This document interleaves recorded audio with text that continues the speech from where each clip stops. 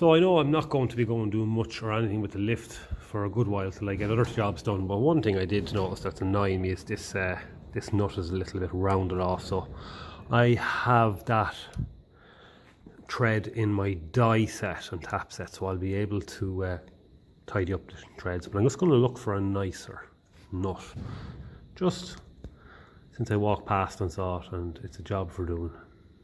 So I have a 5/16 UNF die on that. As you can see, it's turning in by hand, so it's definitely the right thread. Just to clean them up a bit, and what I'll do is I have a nut picked out from my box. It's always a good idea to keep a little box of nuts. So that is the UNF thread, and that is matching up with this thread here. So it's just going to be a matter now of making sure that the nut goes onto it, and that should be just tidied up. The end of the threads was very dirty on it, so I can see why that other nut just wasn't happy. Now that should be a little bit cleaner, and then our new nut should go on nice and easy.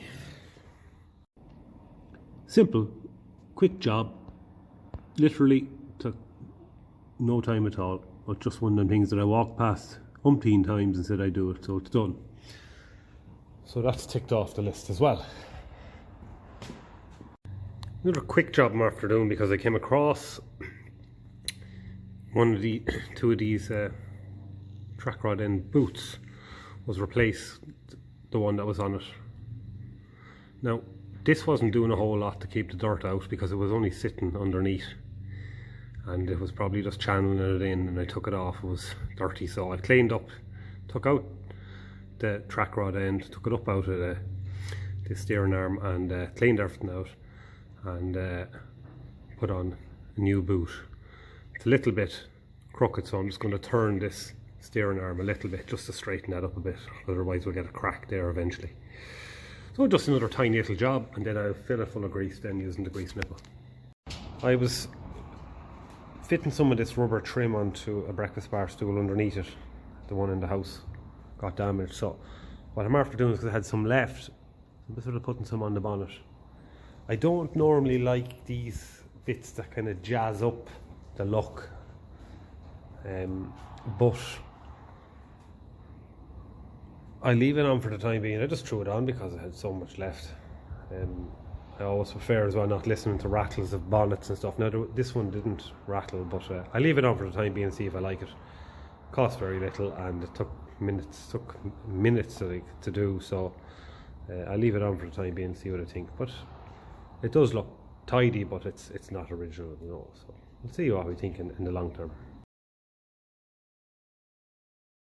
I said I would follow up on the other wheel hub.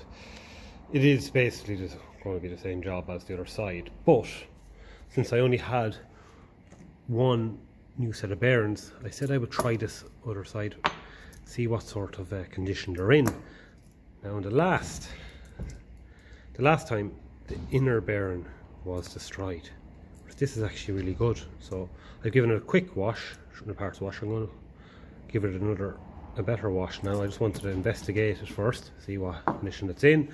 And the outer race then as well isn't too bad, a little bit scored on the inside, and on the outside it's similar but serviceable, usable. So since I have a spare hub grease seal, what I'm going to do for the time being is refit this with a new seal, pack it with grease, and put it back in the tractor, because I prefer to focus on the Ferguson 20 job at the moment, because that's a bit more involved, and at least I have the 35 then in a state where it can be moved if it needs to be. So that's what I'm going to do for the time being. So that's that put back together. A new SpareX 2969 hub grease seal put in. I have the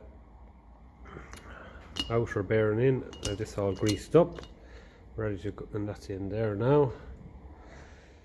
Bit more grease, captive washer, castellated nut, ready to go. So I'm going to fit this now and do the same job, adjust it up.